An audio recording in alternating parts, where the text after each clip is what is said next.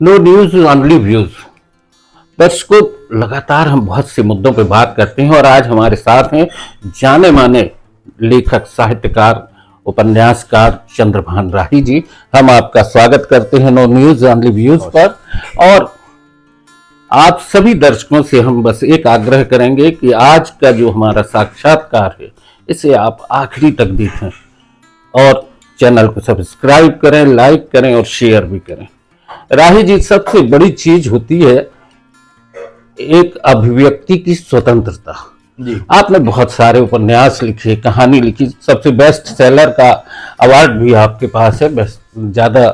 और इसके अलावा जैसे आपने एक मानसी, ये आपका एक किताब आई है मानसी, ये भविष्य तलाशती लड़की, पुल के पास, ये सब सर्वाधिक आपकी सेलिंग किताब में आई है। और नरदुर्ग, इसके अलावा भी आपने बहुत कुछ लिखा है। लेखन और एक लेखक के बीच में जो विषयों का चयन होता है उसको लेके क्या कुछ घटता है भीतर से? आपने ये अच्छी बात बताई। दरअसल होता क्या है कि आज के जो लेखक हैं वो लिखने पे ज़्यादा ध्यान देते हैं, विषय के चयन में उतना ध्यान नहीं देते हैं जितना कि लिखने पे देते हैं। मेरा मानना है कि सबसे पहले हम यदि विषय का चयन करें तो लेखनी ज़्यादा सार्थक होगी। मान लीजिए हमें कोई भवन का निर्माण करना है और हमें यही नहीं मालूम कि कितने मंजिल तक ले जाना है, तो उसकी नींव हम उस तरह नहीं रख पाएंगे। तो पहले तो तय हो कि हमें लिखना क्या है।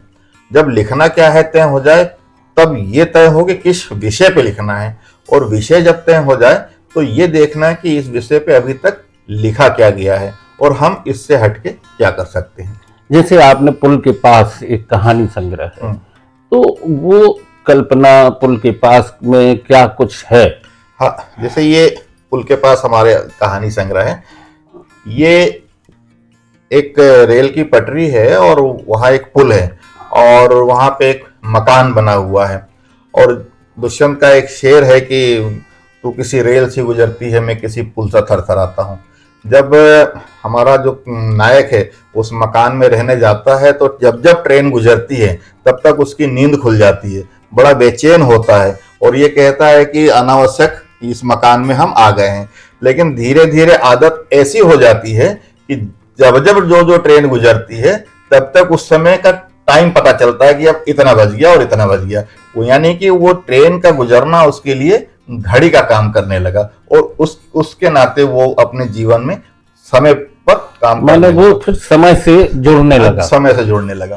तो ये कहानी है पुल के पास, और उसमें जिस तरीके से एक कथाकार, एक लेखक अपने नायक के भाव को लेके और एक जर्जर मकान के बीच से समय को जोड़ देता है।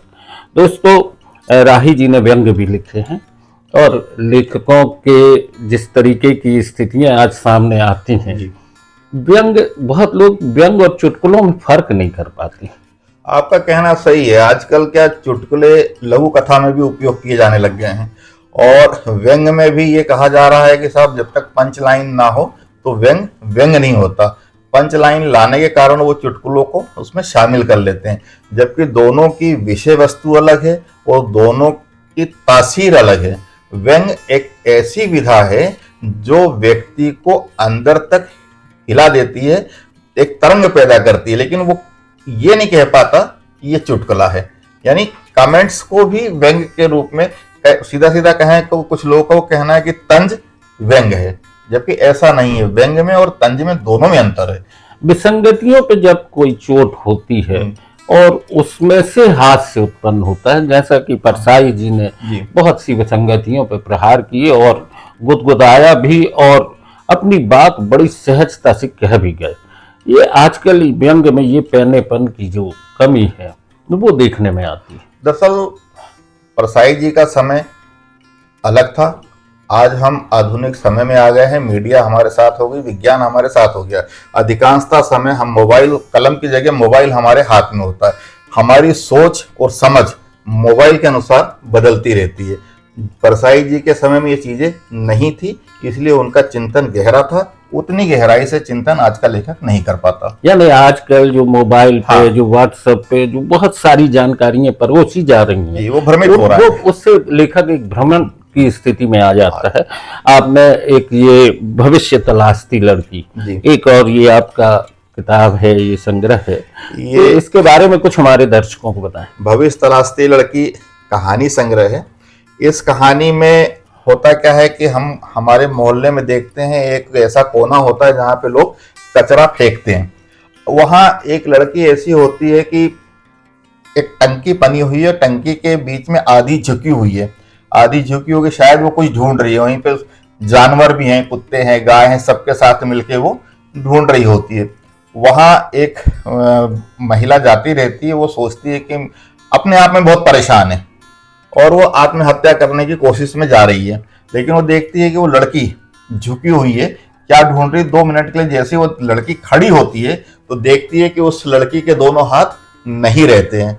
वो महिला सोचती है कि जब इसके हाथ नहीं है और वो जीने की प्रयास में इस कचरे में से अपना आहार ढूंढ रही है, तो मेरे तो हाथ पे सलामत है, मैं क्यों नहीं जिंदा रह सकती। वहां से वो प्रेरणा लेती है और वो आत्महत्या का विचार त्याग देती है।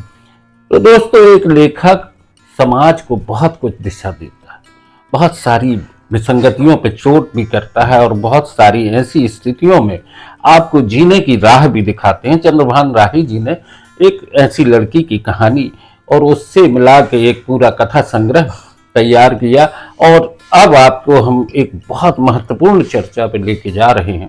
हम सब समाज में स्त्रियों की विमर्श पे बात करते आए। एक स्त्री वैश्य क्यों हो जाती है और किन परिस्थितियों में हो जाती है, उसकी भी एक कहानी है। ये मानसी राही जी, इस किताब में आपने जो कुछ लिखा है, जिस तरीके से एक स्त्री को तलाश है, एक स्त्री के भीतर के स्त्रीत्व की तलाश, वो, और उसमें कहानी में एक पात्र आता है जो आपका लगातार बात करता है। ये मानसी किताब है। इसमें एक वेश्या की आत्मकथा पर केंद्रित है। ये दरअसल मानसी नाम की एक स्त्री है जो अपनी पहचान ढूंढने के लिए शहर पहुंच जाती है, लेकिन उसकी पहचान समाज इस तरह से बिगाड़ देता है कि वो स्त्री ना होकर वेश्या हो जाती है। वो कहती है कि मैं जब कमरे में होती हूँ तो मैं अकेले ही वस्त्र नहीं उतारती, मेरे साथ एक पुरुष भी वस्त्र उतारता है, लेकिन नाम धरा जाता है कि तुम वेश्या हो। आज तक समाज ने उस पुरुष का नामकरण नहीं किया। दूसरे, वो ये भी कहती है कि 2 घंटे के लिए होटल का छत तो कोई भी दे देता है, लेकिन जीवन भर के लिए सर के ऊपर छत कोई नहीं देता। आगे वो कहती है कि हम रोज ना जाने कितने वजनदार मर्दों को अपने ऊपर से उतर जाने देते हैं, उनका वजन उतना नहीं लगता जितना कि रोटी का लगता है। दोस्तों, ये बात बहुत पैनी है, बहुत गंभीर है। रोटी का वजन बहुत होता है। मर्द अपनी वासना की वशीभूत क्या कर रहा है, कैसे कर रहा है, और उसके लिए वो 1 रोटी या 2 जून की रोटी के लिए कोई अपनी अस्मत देती है। तो सिर्फ स्त्री ही वैश्य क्यों होती है, ये सवाल की बात है। एक बहुत अच्छी चीज़ मैं आपको बताऊं, बहुत पहले दैनिक भास्कर में एक हमने फोकस लिखा था जी, पूरी वैश्याओं पे से, जो अपना रेड लाइट एरिया है, उसका एक हेडलाइन थी हमारी, वो मुजरे वाली जो वैश्याएं होती हैं उन पर से था कि जहाँ पैरों में घुंघरू बांध के दर्द नाचता है, बहुत सुंदर। उनकी पीड़ा कुछ अलग तरह की होती है। तो वो क्यों आपके सामने नाच रही हैं, वो क्यों आपके सामने अपने अंग प्रदर्शन कर रही हैं, विचार करने की जरूरत है। वो भी चाहती हैं एक सुंदर घर, वो भी चाहती हैं एक परिवार, वो भी अपने घर में एक पति, बेटा, बहू, सब कुछ चाहती हैं, लेकिन समाज उन्हें वैश्या कह के ठुकरा देता है। आज फिर इसी बात पर चर्चा हो रही। चंद्रभान राही जी ने बहुत कुछ लिखा है, बहुत सी बातें करने की स्थितियां हैं। एक और उपन्यास है नरदुर्ग। ये उपन्यास के बारे में थोड़ी सा हमारे दर्शकों को बताएं। ये नरदुर्ग है, ऐतिहासिक दुर्ग साम्राज्य के ऐतिहासिक रहस्य। इस उपन्यास में उस भौतिक और काल की कल्पना की गई है जब दुर्गों का नामकरण नहीं हुआ था। जैसे आज हम देखें लाल किला, राजस्थान का किला, अजमेर का किला, रायसेन का किला, उस समय शहरों के नाम नहीं हुआ करते थे। उस समय भौगोलिक स्थितियों पर आधारित नामकरण हुआ करते थे कि जैसे मान लीजिए कि कोई पहाड़ की चोटी पर कोई दुर्ग बना है, किला बना है, तो उसका नाम दे दिया गिरी दुर्ग। दूसरा जल दुर्ग, धनु दुर्ग, मही दुर्ग, वन दुर्ग, नर दुर्ग। ये दुर्गों का नामकरण आज भी हमें मनुस्मृति में मिलता है। इन्हीं नामकरणों के आधार पे हमने दुर्गों की परिकल्पना की, और जिस तरह वर्चस्व की लड़ाई होती है कि इस गिरी दुर्ग पे नर दुर्ग आक्रमण करता है और उसको बचाने के लिए जल दुर्ग आता है, जिस तरह आज हो रहा है उसी तरह उस समय भी होता था, बस सिर्फ नामकरण का अंतर है। जिस नाम से हमारे पूर्वज नामकरण करके जाते तो नामकरण बदलते बदलते वो आजकल लाल किले में बदल गया है।